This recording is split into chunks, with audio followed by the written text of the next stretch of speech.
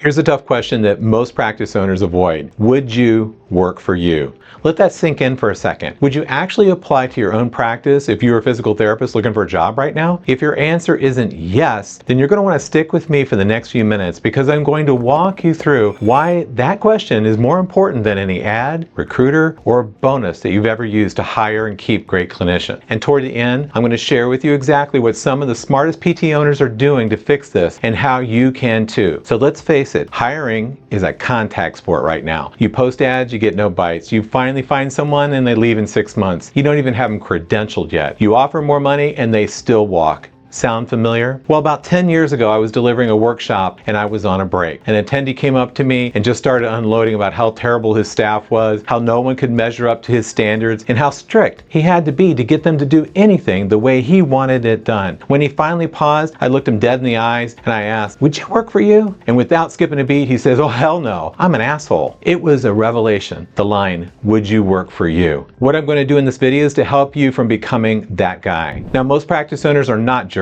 and I'm sure that you care and that you're doing your very best as a practice owner. But I found that when owners ask themselves honestly, would I work for me, the truth can hit pretty hard. You realize things like, no one really knows what's going on, or we don't have any kind of regular team meetings, and we haven't talked about team goals in over a year. There's no career path, no growth opportunities, no real excitement that sets us apart from any other clinic. Honestly, it's kind of boring to work here. I really don't think I would work for me. And here's the real kicker. Your top therapists aren't going to complain, they'll just quietly leave, or worse, they'll mentally check out. So what do you do about it? Let me give you 3 pivot points that I coach my private clients to make. Number 1, celebrate wins, even the small one. What gets recognized gets repeated. So why this matters? Clinicians are giving everything they've got to patient care, and in the grind, it's easy for them to feel invisible. Recognition creates belonging and motivation. So how do you do it? Start with having a weekly staff meeting, and a portion of the meeting is dedicated to wins. Go around and ask who has a win they'd like to share from last week. It could be a patient discharge success story, a great review, someone who's made some fantastic progress, or a referral of a patient's family member. It could be just about anything. Just make sure that your team acknowledges every win enthusiastically. Next,